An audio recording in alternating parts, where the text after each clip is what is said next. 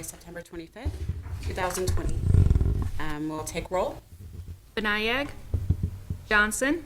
Here. Egal. Yang. Present. Hayes. Present. Tischler. We have three. All right, we do have quorum. We will start with the land acknowledgement.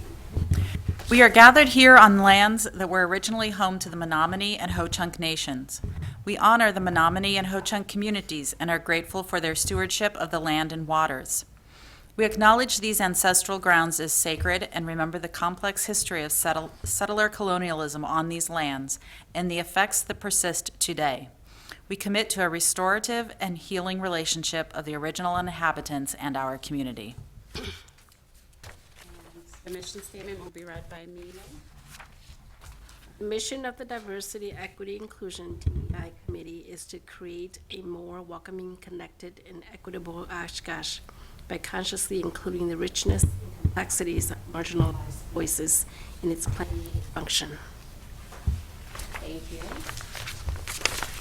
So we do have to approve the minutes from the August 28th, 2023 meeting. I'll take a motion and a second.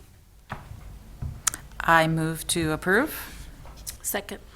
Is there any discussion, any corrections, additions, or deletions from those minutes that anyone wants to discuss? Hearing no one, we can vote to approve. Johnson. Yes. Yang. Aye. Hayes. Aye. I almost said present. That's why there was the pause. I was like, wait a minute, which one am I supposed to say? Minutes are approved. And any citizen statements? Nope, no one is registered for citizen statements. Any public comments on agenda items? No, no one has come forth for public comment either. So we do have two guests with us today to present, the first being Julie Dumke with the Oshkosh Kids Foundation and Tiny House Village. Thank you for joining us. Thank you. Julie Dumke, Executive Director of Oshkosh Kids Foundation. Oshkosh Kids Foundation, I'm going to start there, was founded in 2019 by myself and Wilson Jones, who at the time was the CEO of Oshkosh Corp. And it was designed to help kids in crisis, to help them get whatever they needed, as far as, clothes, hygiene products, fees paid, whatever they needed to get to school, so they could be successful. And that was our original intent of the foundation. And then COVID hit, and we found that a lot of our families, that the kids we were dealing with, were homeless. And so right before that, we had started to do a lot of hotel stays for families that were homeless. And because it's really hard for a child to think about school when they don't have a place to stay. So during COVID, we housed numerous families, numerous kids, and it was quite expensive, and we really felt we weren't moving the needle on the issue of homelessness. It was just kind of a Band-Aid to a much bigger problem. So that was when Tiny House Village idea was born, and that began in 2021, the discussion. We purchased the land, and we had our first big donor of TJ and Valita Rogers come forward and started the ball rolling. Worked very hard with the city of Oshkosh, who were awesome, because the Tiny House Village really fits no criteria. We're the first in the nation to be doing tiny houses for families that are homeless. So they were awesome because we aren't really a house, we weren't really a trailer, we weren't anything. It was commercial land. We had to go through a lot of changes and break new ground, and we really appreciate that. And many other communities have been coming to us. What did you do to get your community to pass this? So we began the project. We broke ground last July, and basically finished August 31st. So year to date, almost a little over a year to date, and we now have 32 tiny house villages in our community center. as far as capacity, right now we have 29 adults in, 36 children, and we have 7 houses open at this time. We completed the houses, finished getting them all ready about a week ago, but they're not quite filled yet because we're struggling AT&T to get there, to get the internet, because the kids need the internet for school, and that there's no TV then, and phone, which is emergency system. So we're waiting for them to finish those last 7 houses so we can get people in, and we do have a waiting list. Priority for the houses is Oshkosh area school district. People that are in the Oshkosh area, and particularly the Oshkosh area school district, one of our biggest partners are the social workers that we work with them, and we have a full-time case manager that's employed by Advocap on site that works with the families. So that's what makes us different than maybe a housing authority or like a trailer park or whatever, is we do have an on-site case manager, and then we also have an on-site manager who lives in one of the tiny houses and kind of the ears and eyes of the site to help the families, when our case manager's not there. Families can reside with us for 18 months, so we're considered transitional housing. And they apply to start with the process. They apply for what they call a TBRA voucher, which is tenant-based rental assistance through Advocap. This helps them pay their rent, the utilities, and for the internet. They have this for 2 years. So our hope is that after 18 months with us, they're not just pushed out the door, good luck. It's a soft landing. They now have an 18-month rental history. Our goal is to help them get employment for those that can work, transportation, and anything else, programming that they need to be successful. They're required to do programming with us. There's such things as Rent Smart. Maybe it's financial literacy that they need. Maybe it's mental health. And we have community partners that come to our site to offer the different services to families and employability skills. Students are taken to their home school. We're trying not to inundate the schools right there, and we feel that the best thing for a child is to stay in their home school with their friends. They've had a lot of transition, so let's keep that one stable. And the state of Wisconsin has what's called McKinney-Vento law, which provides the transportation for kids to stay in their home schools. Let me else add. That's about it. I have pictures. People are always interested what the tiny houses look like. They are 398 square feet, and everybody always walks in and says, "Oh my God, they're beautiful, and I could live here." They're 2-bedroom, full bath, full kitchen, a little porch, 2-bedroom. I don't know if I said that, and then they each have a storage shed in the back.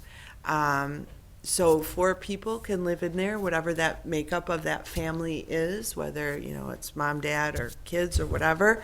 And we also have a community center, and you can see we have the playground, which was the Smith School playground. When they closed, the new developers donated that to our site. Very popular item at the site. You also can see in the one picture, the walkways have in-floor heat, or in sidewalk heat. This is, we have a sustainability plan so that the shoveling and the driveway and is a maintenance cost that we do not have to take care of. The houses will have solar panels on next year, as long as we have a retention pond. We'll have a big solar panel that'll take care of the electricity, not only for the houses, but for these walkways. And we're trying to make it as energy efficient as possible. It's a gated area, and a lot of our families come from domestic abuse situations, so we try to have a safe. We also have a cooperation with the Oshkosh Police Department, who does walkthroughs at least twice a night. They're driving by, walking through the property, trying to make sure it's a safe environment for our families. Questions people have? Where is this again? It's located on Packer Ave, so it's between Main and Jackson. Old Primo's, it's now that all-you-can-eat sushi, that's Packer Ave. So it's walking distance to Oaklawn School, Oshkosh North, and Val Phillips Middle School. It's across from the The Kennel Club. Kennel Club. Yes. Like the dog park. No, not the The- dog park, but yeah, there are the dogs Kennel there. Club. The Kennel Club. Yes. Can you tell us more about what the case manager through Advocap does? So she works directly with the families. Families are required to meet with her on a regular basis. So, whatever the family needs, she's going to be setting up programming. So, for example, like Rawhide is one of our partners that comes in and does mental health services with our kids. Forward Services is coming in. They're doing job employability skills. So she's the person that kind of partners with the families, has them do some goal setting, and then reaches out to different services. So whatever families need, they're there. Partnered with the food pantry. So all the families, when they come, they go sign up at the food pantry, they go to the library, things like that. She works directly with the school social workers. Maybe one families aren't getting to school on time. What's happening? Do we need to get busing? Do we need to have a different way to get the kids to school? Things like that. And what are how do you choose who gets to live here? Do you have a waiting list? That is Advocap. So it starts with the tenant-based rental assistance. They have rules like who can get the vouchers and who can't. So that's the first level. So, and I know the income is $38,000 or less. They have to be homeless or on verge of homelessness and can't have certain felony charges. And then from there, they go to our ACC, which is our leasing agent, and then they do some more background checks for other type of possible issues that might arise. And like I said, our priority is Oshkosh area, and then after that, Winnebago County. So, so how long has your longest tenant been there? So this is. Our first families moved in February. Okay. And we had a few come in February-ish. I had first one was living in a tent out at Osh Vegas in January, in a tent with a ceramic heater and an electric blanket. So very grateful. And several living in cars, shelters. And then, a lot of them moving from house to house. A lot of people say, oh, we don't have homeless families here. Yes, we do. We average about 200 homeless children a year in the Oshkosh Area School District. They're just not very visible. A lot of them, the families are split between relatives or couch surf, that kind of thing. And then you're working on finalizing 7 more, it sounds Yep, like. and so- hopefully as soon as we get AT&T, we have a waiting list and we'll get the rest of the families in and, get them stabilized. That's goal number 1. And then employment, working with several places for childcare, partnerships with childcare, partner with the Boys and Girls Club for after-school care, things like that. Are there requirements that they have to meet to continue being housed there? Yes, working with our case manager. After, and some of the families are very much in crisis when they get there, and we recognize that. And like I said, they work on goals with their case manager, but our goal is for them eventually to get employment. And then right now, I'd say about 70% of my families don't have vehicles, so they rely heavily on the bus system, which doesn't run after 5:30 and not on weekends, which makes employment difficult. So hoping we've partnered with like Oshkosh Corp, Bemis, and we're right on the industrial park so that it's walking distance, because a lot of the higher paying jobs are second shift or third shift jobs, so then they could walk or ride their bikes. So, Is there on-site childcare for anyone who there works is second not. shift? No, there is not. But a lot of the families we're seeing are working together Okay. as that, and that's one of the things I know there's talk in Oshkosh to be getting a second shift childcare, which would be awesome. So, We have like several communities looking at the tiny house village as a model for their community, as a solution for families, that are struggling with homelessness. And, we look at, there's about 200 a year, so we're hoping about a third, we can help take care of a third of those children. One of the biggest issues I know is I have families that have 5 or 6 kids, and they don't fit. So, and they're, like I said, 400 square feet. They were built by an Amish gentleman in red granite, so they literally were as long and as wide as his hay wagon and could get under every line between here and red granite. So that's how big they are. I assume all the little houses are in one place, right, one location. It is. So it's about 3.5 acres, and there's the 32 houses in there. But it's very neat looking. The families are required, an on-site manager does walk through, clean up their porch, and that's part of it, is trying to teach them to be good neighbors. We put our stuff in our shelter or our shed at night, so, your bike don't get stolen, and you don't keep your toys out and things like that, so.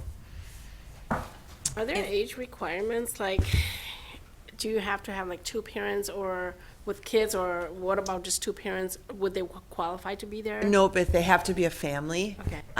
One of our big things that we're working on is right now I have several requests of women that are pregnant and due, but they're not the family yet.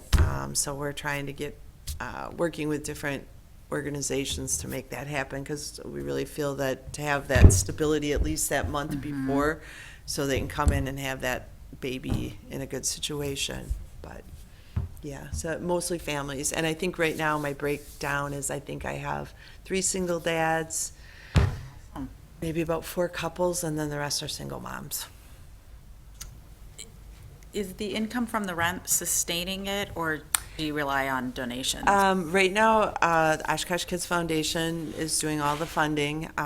It was, came over, before COVID, it was supposed to be $3.5 million, and then, of course, prices went nuts, and we just got our final, and it was $5.6 million. So we fundraised, we're about $800,000, and then the entire project will be paid for. And so then once we are at 26 of the units filled, that's break even to pay the bills, to pay for our social workers, case manager, everything, and then the rest will be used to flip over the houses when families move out and transition. The houses are fully furnished. You can kind of tell in the pictures. Makes sense. So because a lot of our families do come from domestic abuse, so they leave with nothing but a suitcase. So we're working with Jake's Partnership of Hope out of Neenah. They've been awesome. So the families, when they leave, can take like all the bedding and the kitchen and all the stuff in the kitchen, towels, so they don't, when they go into their first apartment, they don't have to spend, it's expensive, $500-600 getting a new house ready. They'll have everything they need. And it looks like if you want to learn more, I see a website. Yep, our or- website's at oshkoshkids.org for more information, or if you know a family that's struggling, they can request assistance on there, or if you feel so inclined to support us, $800,000 away from that goal, you can do that there as well.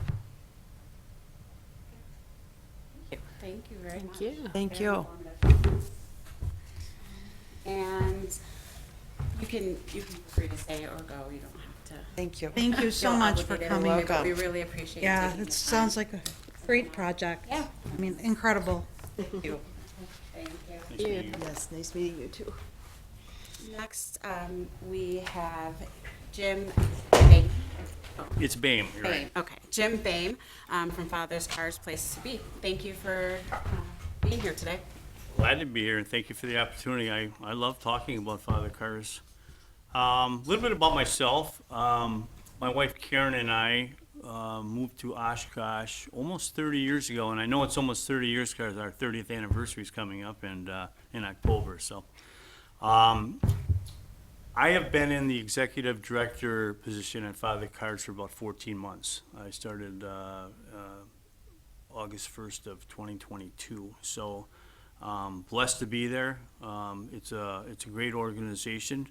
Father Cars is a 501(c) nonprofit private ministry. I'm just going to go over some outlines of some notes that I had. I want to save time for questions. So our mission statement reads, as a life enrichment center, we are driven by Christian values to provide a sense of community and support for people in need. We strive to foster hope, self-worth, and self-sustaining life through housing, food, healthcare, educational programs, and volunteer opportunities. Father Cars was started by Father Martin Carr in 1974, so in 2024, next year, it'll be our 50th Golden Jubilee year, so we're really looking forward to celebrating that. We are blessed to have the city of Oshkosh, the community of Oshkosh and beyond sustain us for this many years. Father Carr himself was called home to our Lord on Father's Day in 2007, so 16 years ago he passed away. Our mission still holds true today.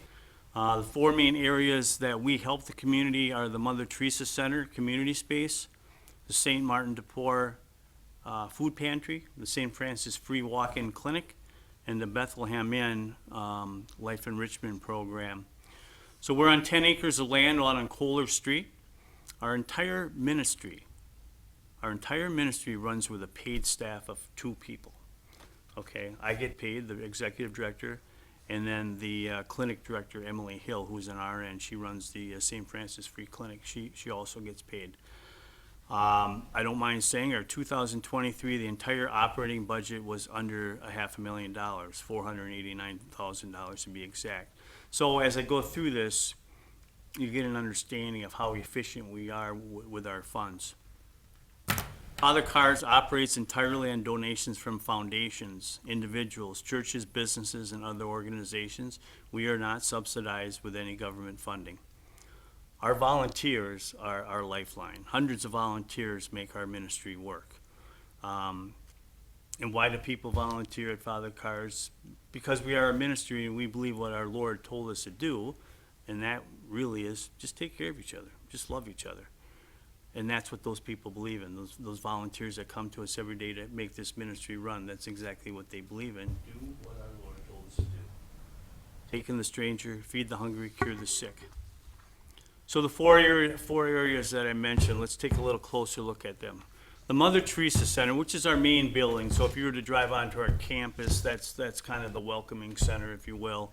It's a gathering space. A lot of organizations use it. We have gardening clubs, we have stamp clubs. Covey uses it. They come in a couple times a month and do that, and they'll do some special parties.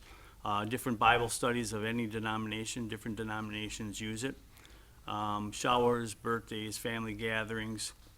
And also inside the Mother Teresa Center is the community cafe. And I bring that up because that's where we serve meals and drinks to anybody who needs something for the day.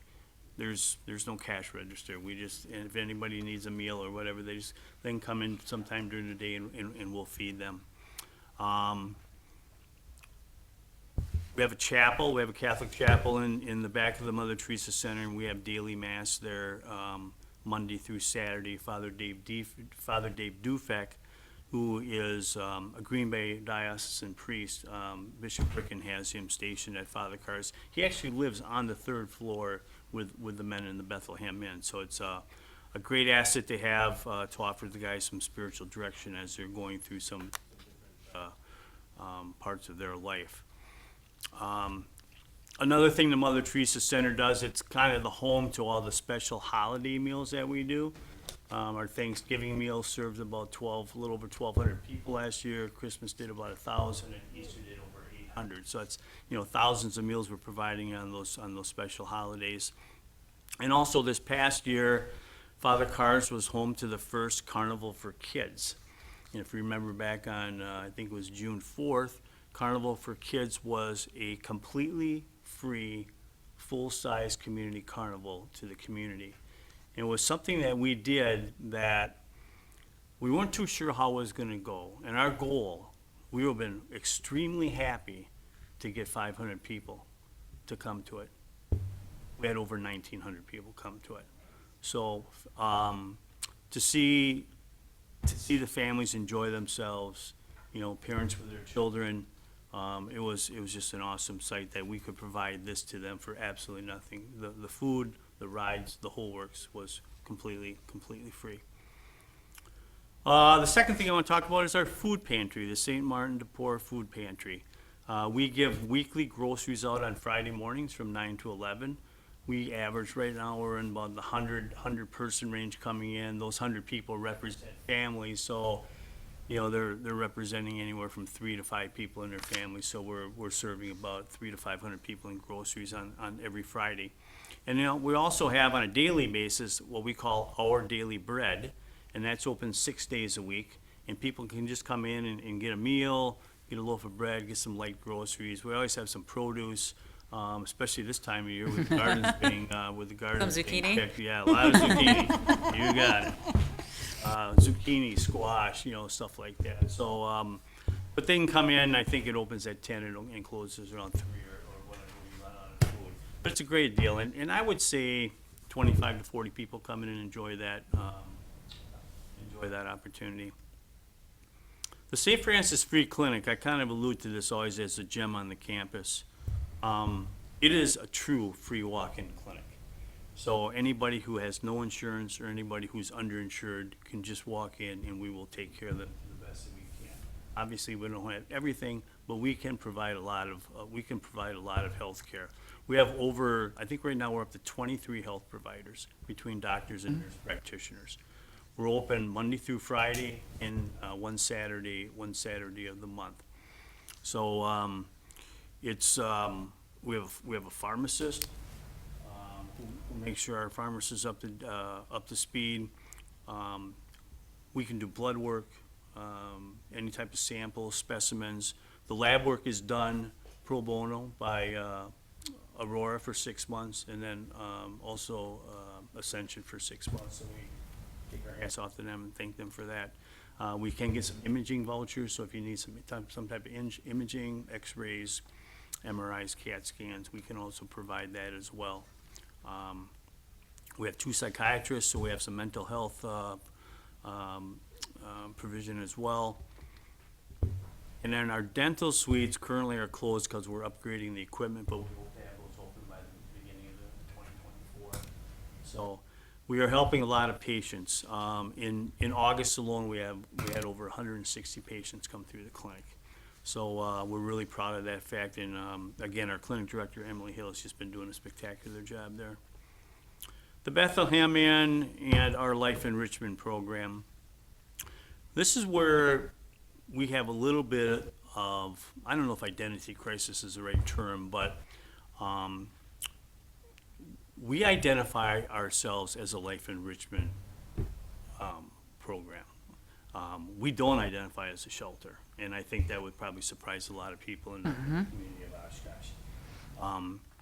We invite people to come and stay with us for whatever when they've hit their rock bottom. For whatever reason they've hit their rock bottom, they come and talk to us. They apply to get into the Bethlehem Inn, and then we do have some type of an application process. Because we have no staff, we're not an emergency shelter where we can turn rooms over on a nightly basis. Our rooms are set up much like a hotel. Okay, there's a bathroom in every room. There's real beds in every room. There's dressers. So for people to come in and leave, there's no way we could do that. So we're not much about Band-Aids. We want to fix people. We want to help people. We want to get people from their rock bottom so that we put the structure that they need in their lives. Maybe the structure they never had, maybe the structure that they forgot that they had. And whatever led them to the point where they are in their life, we want to put that structure back into their lives and get them to be back into society. So our life enrichment program focuses on 4, I'll call them pillars for lack of better terms. We focus on their physical health, we focus on their mental health, we focus on their financial health, and we focus on their spiritual health. We invite men, we invite women, we invite children with their moms.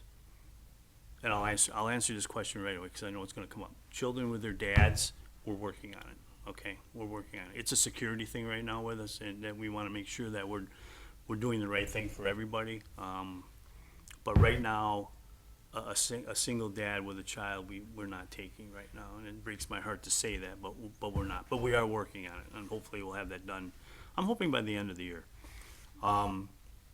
So we put people, if you agree to be part of this program, if you truly want to change your life, if you truly want to, if it's a bottle, if it's a pill, if it's any other type of an addiction, it's gambling, whatever took you to the place where you're at, if you're ready to rid yourself of that in your life, if you want to abide by the structure that we're going to put into your life, we will invite you into the Bethlehem Inn, and you can live there for absolutely nothing until you've gotten yourself back on track. Guys that are $5,000, $6,000, $7,000 behind in child support have left debt-free and with $10,000 in the bank. We're very patient with people as long as they're resident. People have stayed with us for a year, for 12 months. It doesn't usually take that long, but if there's a lot of debt, maybe it does. We're very good at finding people jobs. We'll have you a job within 48 hours. The employers of Oshkosh are very good to us. There's some certain employers that know exactly what our structure is. We only allow people to work for a shift. And the reason we do that is because of the type of structure we want to have in their lives. We can't have people coming and going in the middle of the night saying they're going to work or going to work without having some type of a checkpoint. Our checkpoint is dinner, sitting down as a community/family and eating together at 5 o'clock. So at 4:45, you need to be back in our shelter. We sit down, we have dinner together, and then we do some light chores.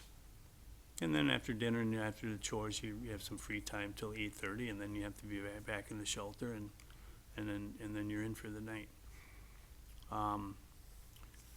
So if you truly want to get your life back in order, we are the place for you. And we'll invite you in to stay and stay for however long it takes. So, a couple exciting things that are coming to the to the Bethlehem Inn is we're currently building a learning lab right now.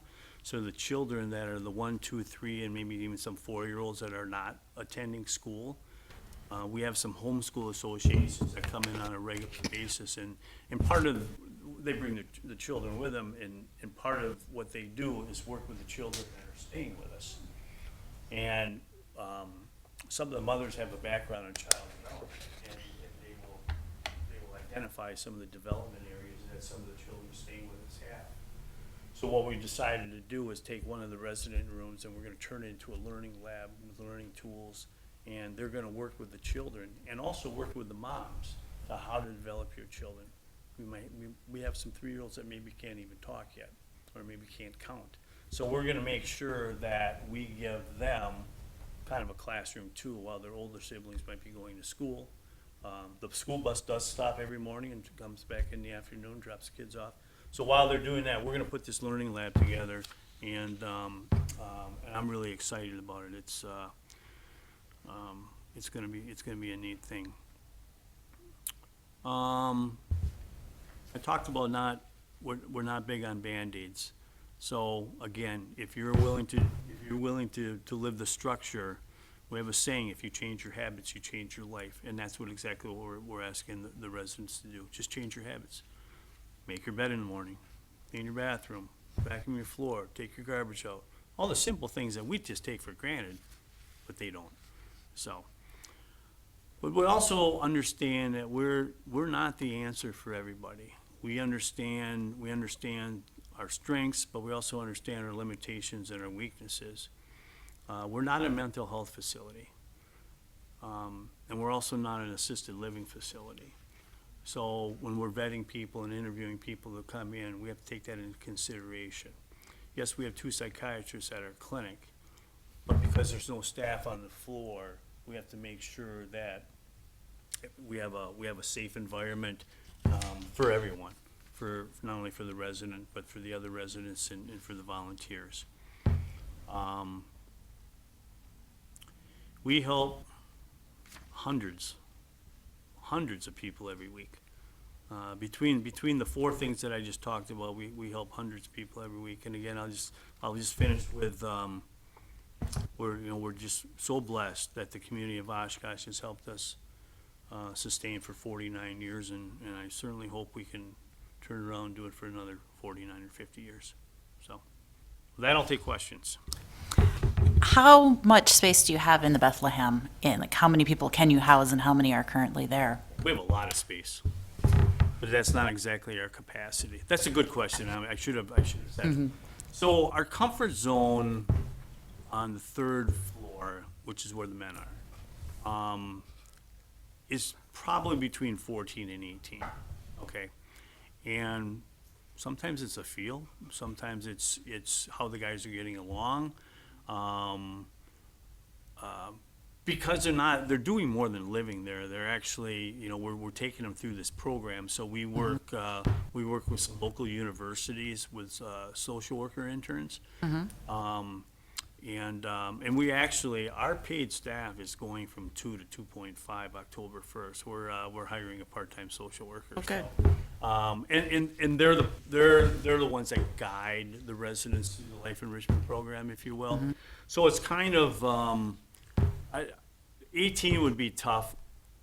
Over 18 would be tough because the laundry facilities up there and dining space, and guys need elbow room. So 18 would be where we have been capping it off now, unless we make a redesign. But I would say 14 to 16 is kind of where we're very comfortable. Women and children is a whole different ballgame because you can bring two moms in with 5 kids each, and next thing you know, you increase your capacity by 12. So I would say 40 to 60, women and children. The Bethlehem Inn has a lot of room. It's what we can sustain with the limited staff that we have. Do families or women and children get one room, or are there multiple rooms depending on the size of the family? Mom is always with the children. Right, but like, is it all just one room? Are there connected rooms? Like, I No, don't know it's what all- it it's looks one like room. It's inside. one room. But Okay. they're pretty good. There's a couple different size rooms up there. So the smaller rooms we leave for women without children, or maybe one child, and then the larger rooms. Once we get over 5 kids, 6 kids in a room, it's a tight room, but it's better than sleeping in a car or in the park. The other thing that we have, and I don't know, I say this smiling because I just feel blessed that we can provide something for them, is women who come to us who are about ready to deliver. And they'll come in and they'll get situated for a week, and then they'll go to the hospital, have their baby, and they'll come back. And when they come back, the sisters who operate our shelter have the bassinets in there, and it's the balloons are there. We try to welcome mom and the baby as much as we can. So we have this situation quite a bit. Does that answer your question? So it's really a liquid number. And then Yeah, the men is yeah. a kind of a solid number. So let's just say 16 is where our real Yeah. comfort zone is. We'll stretch it to 18, but that's but women and children, And do you have the life enrichment program for the women as well, or is that just the men's? we do. It's a job is a must, okay? But when you have young children, if without childcare, childcare is a huge issue, and I don't have to tell that to anybody. I mean, the city knows it, the county knows it, the state knows it, the country knows it, everybody knows it. And I just said this at a board of directors meeting the other night. I said, before my tenure is over as director, I want to have that figured out. Father Cars has to have that figured out, whether they do it on their own, or whether they partner up with the Y, or the Boys and Girls, or whoever it is. We need to figure it out. Society needs to figure it out. And let's not go that big. Let's just let's reel it back to the city of Oshkosh. But we do, because we do expect our residents. The only way you can get back on your feet is to work. And if we're going to encourage them to keep a full-time job, we have to figure out a way to provide for their children. So, Mayor Lakeisha, I've asked all the questions so far. And they were very good Thank you. questions. No other questions? No? So if someone wanted to help, it sounds like you need volunteers, so what should they do? How should they go about doing it? so we do have a website. It's Father, all spelled out, FATHER, fathercars.org. We're always looking for food donations, but, you know, we need to pay the bills too. It's a 10-acre campus with 4 huge buildings on it, so, you know, our electric bill, I was going through the mail the other day, and this is not a knock on the city, but we get 3 electric bills because we have 3 main buildings, so, you know, we have to keep the bills paid. But no, and monetarily, food, volunteering, you know, keep us in mind when it comes to the Carnival for Kids. Carnival for Kids will be June 1st, 2024, I'm happy to say, and that was such a spectacular event. Oshkosh PD, Oshkosh Fire was part of it. The city library was part of it. They promoted the reading program during it. So it was really a cool thing for the first year. But again, monetarily, food, and hours, volunteer.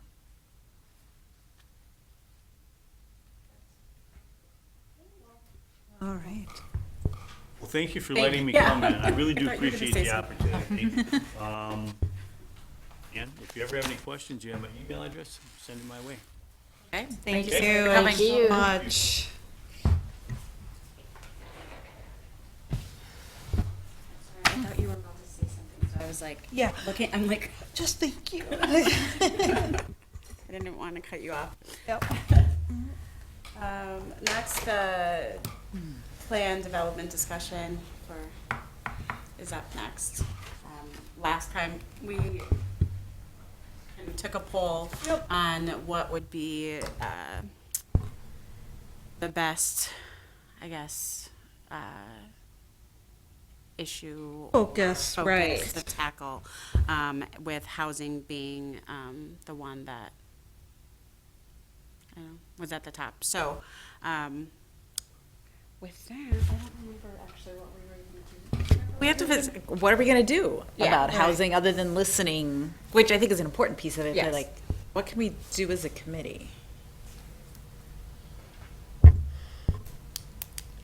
we? It's what do we do as a committee and what parameters are we working in since we are advisory to council? I think, But also, oh, go I ahead. think right now, and again, this is not my committee, but I think first understanding what there is in the community, which I think is some of what we're doing right now with inviting some of these organizations in, because I myself learned so much tonight even about what is offered and maybe what some of the gaps may be. I think as we continue to talk to organizations, we're gonna learn even more about what those, what's out there and what the gaps may be. And I also did reach out, just so you're aware, to Kelly Nyforth, our Community Development Director. And of course, she, you know, gave some additional suggestions of organizations that we could talk to and have come present at our meetings as well. She mentioned World Relief, and they work with refugees in northeast Wisconsin. Of course, Winnebago County Housing. She recommended a grant specialist that works there, who works to find housing for homeless, low income. And apparently she used to be at Advocap. And of course, the Oshkosh Housing Authority, I think we talked a little bit about asking them into. So I just wanted to mention some of the other ideas as well regarding educating ourselves and better understanding what the gaps might be in the community. And it occurs to me, unfortunately, I didn't think of this 2.5 months ago, but if we had some things we asked each person to give us, who do they serve? What are the demographics of those they have served over the last year. Age, ethnicity, language ability, because I often think about our literacy council, and I'd meant to ask that, like, does the literacy council help out at all? Or are they mostly just helping white people? Which would not, some of these questions might help them if they aren't serving a wide variety. Right? How are people with disabilities served by them? Do they have accessible units, or do they work with people with intellectual disabilities or not? Like, where are those gaps? And a question of, do you have idea, like, what is something we can support that you're doing? So we actually ask them to bring something to us as well as telling us about themselves.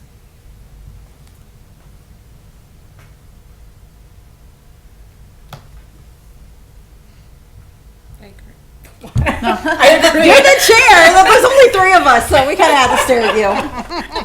Well, I don't Yeah. really like it. No, I'm just kidding. It's like, yeah, I agree with you. I agree that, I mean, I think providing information of the different organizations that are coming to speak, I do think that having that information that you discussed, kind of like the demographics and things, I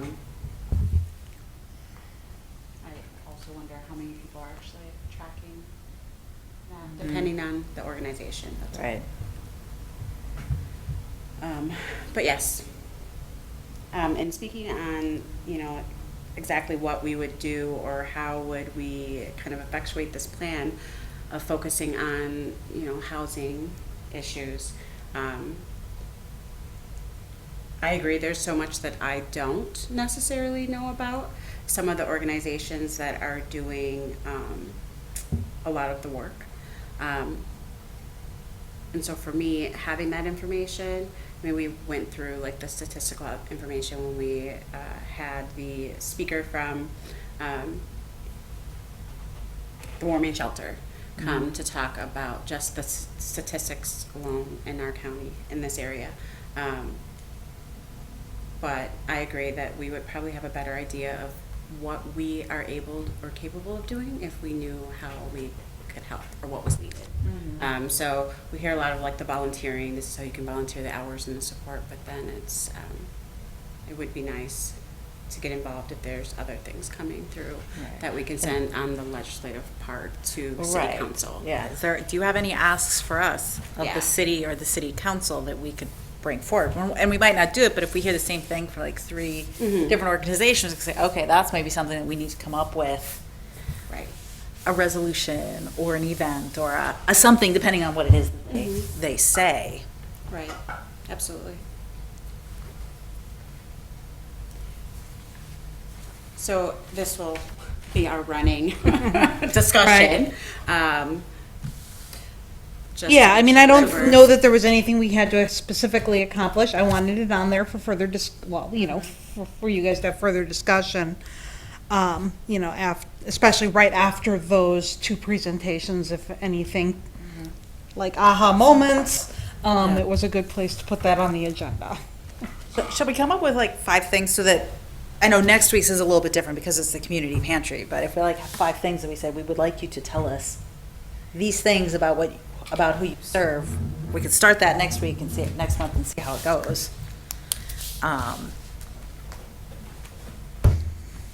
I'd definitely say demographics, I'd say like over the last year of who they serve, including race, ethnicity, age, we're gender. asking for that so that we can make sure or at least assist in expanding.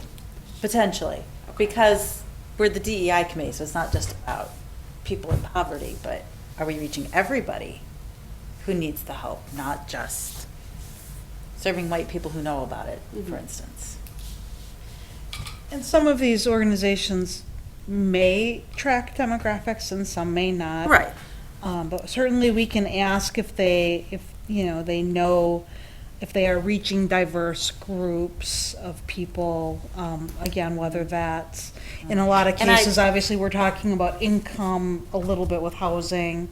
But I And I mean, thought of it in between theirs, and so I forgot to ask either one of them if they had accessible housing.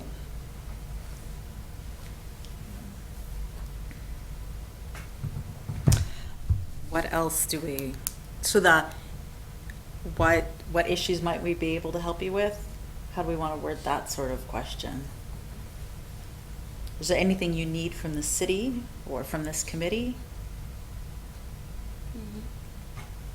Rather than How can is we there, assist the what? mission? Right. How are we able to assist the mission? How can this committee or the city? What do we have to offer? Sis. Yes, that's my question. What do we have to offer? We don't know yet. That's why we're focusing on it. I know, so back to what I was Yeah. saying originally, like, well, what are we capable of doing, knowing that we're an advisory committee to the city council?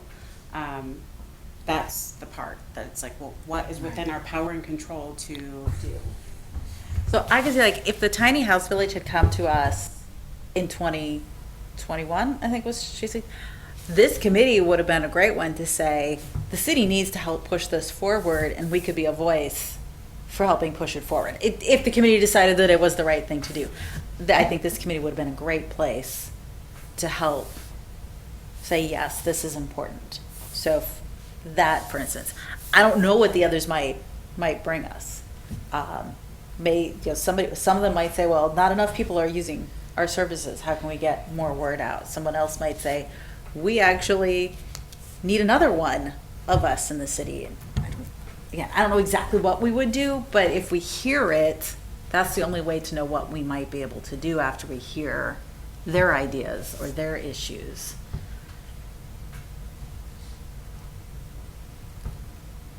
In that case, I'm looking at this committee as a committee where we, if, say, for example, they brought their ideas to us like 3-4 years ago, if we support that, that would be something that we would advise to the council Right. to push forward. Right, we've certainly So I sent think- recommendations to Right. council in the past Right. over things that this committee felt strongly about.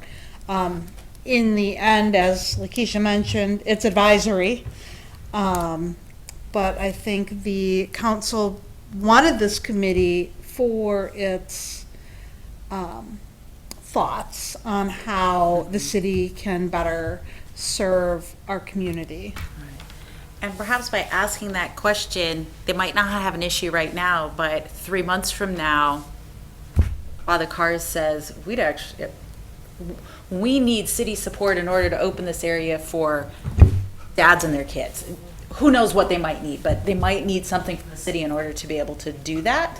And they could come to us and say, would you support us in asking the city for what we need? Because we've now opened the pathway to them. Similar to what we did with Chief of Oshkosh. Right. Mm-hmm.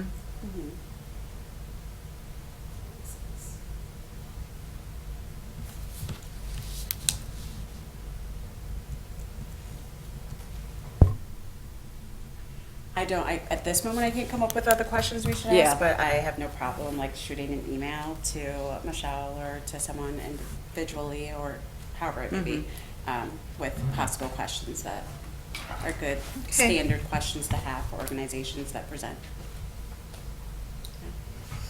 Right, and I think certainly we can ask them, like, Funding. who are they serving? Ask about if there's any accessibility issues, or in some cases, housing-wise, accessibility might be a little bit more than the pantry, like, I'm assuming. How they're funded? For instance, it was interesting that Father Cars, he said he gets no governmental funding. I think the Tiny House Village got some, they didn't call them COVID funds, but I don't know for sure if they did. ARPA? Yeah, I don't know, but maybe they did. How you're paid for would be interesting to know as well, because certainly something that's already governmentally funded, Right. we can more easily support as well. We can certainly put a few things together for next month for the pantry, and if you have any additional ideas, let us know, preferably the sooner the better, because I don't want to say, hey, please answer these 6 questions the day before the presentation. Yeah. You know what? Yeah. I'm not going to be able to be here for the November meeting because I'll be out of town, but like, I'm going to tune in to hear whoever the presenter is that week. I want to learn more about these organizations. Right. So do we know who will be here after in November? I don't think we've scheduled November yet. Okay. What is the date of the November meeting? The 20th or the 28th? 21st or the 28th? 4th, so, It'll be just after Thanksgiving.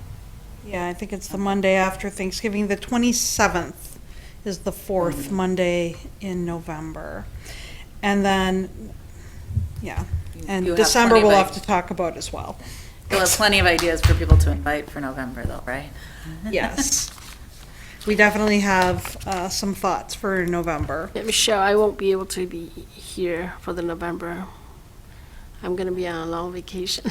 Okay. So- Well, as usual, we will discuss quorum ahead Can of we come time. in virtually? Because I would be able to do that, but I'm not saying you have to. I'm just saying that I am willing to if we need it for a quorum. Yeah. At this time, that's not an option for the committees. It's So, not an option for meeting quorum. correct. So, anyway. Okay. When we get to future agenda, we probably should talk about November and December meetings, but, so, All right, so, and then we have an update debrief on the Dragon Boat Festival that, go ahead.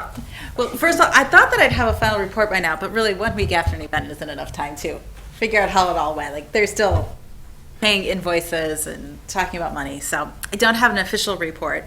But we do have a survey that has been posted. We've sent it to the athletes, the performers. I can't remember if I sent it to the volunteers, but if not, I'll be doing that tomorrow. And posted it on the Facebook page asking for feedback, both like, what did you think of where we had it, the length of time, the variety of activities, and plenty of space for open-ended responses. And between that, personally talking with people over the last week, and emails that I got separately from that, people loved it. They said it was very engaging. They enjoyed engaging with the culture and engaging with other people in the community. They overwhelmingly love the dragon boat races, but then again, most of the people that I sent it to were the athletes because there were 400 of them on my list. So yeah, they probably liked the races the best. Lots of people really liked the performances on the stage. That also came up. They wished for sticky rice, though. There was no sticky rice, apparently. I saw that more than once. And we'd heard this, and there were some racing teams who had been here in the past. And even though that was 10 years ago, some of the same people are still on those teams. And they were overwhelmingly like, we are so glad this came back. This is our favorite place to race. And these are teams including like Illinois, Minnesota, and throughout Wisconsin, saying they loved the Fox River and the Leech Amphitheater, and they loved that we added on the cultural side of it. That is very atypical of the Dragon Boat festivals. It's usually just racing, maybe some music on a stage, 1 or 2 food things. So they loved that there was more to it. I saw you in all the agenda on So, that, so. we were happy about that because that certainly took a lot of work as well. And so, unfortunately, I didn't get to see any of the performance side because I was at the races all for like. That's why I didn't see you while I was there. I was Where's in the marshalling area. I got a 10-minute break at one point where I didn't leave. I just sat there. Well, no, I went to find something, but I was totally focused on trying to take care of something. And then I had a half-hour break during the wedding part, and I walked through quickly. I took some pictures. Paid almost no attention to what was happening on the stage at that time, I realized later, and then came back and sat in the marshalling area to have quiet time. I was busy start to finish. So I did hear the lion dance going on because they were very loud with It was amazing. the drums and cymbals. And I got to see lots of the video that's been posted on Facebook. Our professional photographer stuff has not been posted yet, and that includes some drone footage. So we're very excited, but I don't know what the timeline is for getting that. But I did see the stuff that other people posted, and I was like, oh, Next year, I have to be inside the leech to see it all. So we're very excited. Mark, Angie and I ran into Mark Roloff the next day, and he said that we'd be able to have the same date the next year. The leech allows that if you had it one year, you can get it another year. But we also have to talk to the convention center and within ourselves too, does this date work? But to get the gazebo area, we have to reserve the convention center, which is separate. So nothing official on the date, but assuming we continue, we would love to have the committee and the city's support again. We did appreciate that, and being able to say that it was co-sponsored by the city meant something to us. So approximately how many attendees you guys had? Haven't a slightest clue. I looked at how do you estimate attendees, and it is really hard when it's an open outdoor event without ticketing or a single gate. There were, I was, as someone who attended, I was impressed by the turnout. I thought that it was phenomenal. And I think that it being on a Saturday and near the farmer's market, that there was a lot of coming and going. I know I talked to quite a few people who, were popped over to the farmer's market, came back, because of the length of time that it was going on. I have talked to other people since then who have nothing but great things to say. We're really impressed, want it to be an annual event, and then I think the district was also very, grateful and thankful, and the different things that occurred on the stage, they were very much interested in having those types of things come to the district for the students. Oh, awesome. Yes. So awesome. Yes, they are interested in having more multicultural events being brought for the students. That's so good. that would be good. And so will be great. I'm hoping that if once we get the drone footage, I'm wondering if I might be able to get some overhead where I can count. But I estimated Next frame. No, actually there's an I'm just app. kidding. There's an app called Count Things I that know. will actually literally count large Things numbers of in- things in yeah. a picture. But it so- just sounds. I know. Right. But I did. That's going to be tedious. During the break, I estimated there were 500 people right in front of the stage. I counted quickly and did an estimate. So that didn't include anybody on the grass or outside, and that was just a moment in time. But it's super hard because we had about 400 athletes, and I think it was 35 vendors, food and concessions, 100 volunteers at any one time. Some came and left. Some of the performers stuck around. So I honestly don't know how to estimate the numbers. And some people who watched the races never went into the leech either. I don't think we had hoped, our goal was to have 2,000 spectators because the Y said that they had 4,000 to 5,000 at their highest. But honestly, we have no idea how to estimate whether we had that. Just absolutely no idea. And being the first year, I mean, Yeah. it's always hard to know what to expect. Right. And we did have maps and calendar events. That's not really the right word, but what's happening when. I thought we might be able to estimate based on how many of those left over, but they weren't actually handed out. So a couple hundred of those were handed out, so that if we do this again, we would have people stationed at the gates literally handing them out, and that would give us a better sense. Probably a minimum number, because very few people pick up Right. more than one, and we would have given them to the racers, because the racers didn't really know what was going on throughout the day. I had shared it with the team captains, but the team captains didn't necessarily share it With further other on people? than that, so the racers didn't get those schedules. So yeah, we're excited, and we would love more help with it next year. Most of us on it have said, yeah, we'll do it again, but we also know that we can't. That's not sustainable to have the same 8 people do it year after year after year. We will get tired and burned out. We need more people. But now the 8 people were just the committee people, right? Right, there's about 8 on the committee. The number varied. We added a couple people on last minute. A couple people left, so. All right, perfect. And you can find out more at newdragonboat.com. Where can you find out more? Giving the or on our Facebook page, look for the Northeast Wisconsin Dragon Boat Festival. All right, next, the committee member roundtable on upcoming DEI-related activities.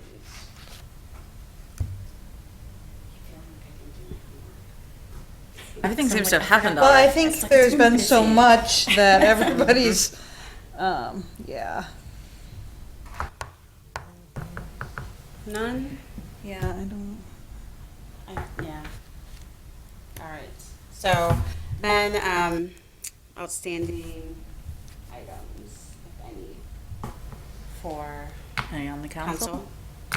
You're on the council. I know. And, yeah, so future agenda items I usually go through, and there is listed on tomorrow's agenda for future agenda items, the Red Earth Project on Lake Butamore Drive update.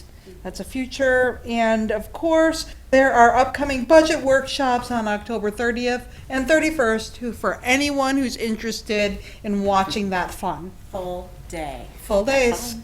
Full days. a full day, 2 full days. followed by another full day. So those are future agenda items that are upcoming. And then as far as our future agenda items, we do have Oshkosh Area Community Pantry presenting at our next scheduled meeting, which would be October 23rd, 5:30. Right. I will also add to future agenda items, we will need to either reschedule or cancel December. It is scheduled for December 25th, and City Hall is closed that day. No surprise. So we'll have to decide, so I will be planning on putting that on next month's agenda to discuss what we're gonna do about, December. So I know council generally cancels the second December meeting. Obviously, they decide that every year. They may or may not. Their second meeting is supposed to be December 26th, which is also a holiday on the city schedule, so. And given that 2 of our primary quorum members will be gone for the November one, I do not want us to do, I would prefer to change the date of the December one if we can, which we can talk about next time, then completely cancel it, because 2 months without a meeting is a long time.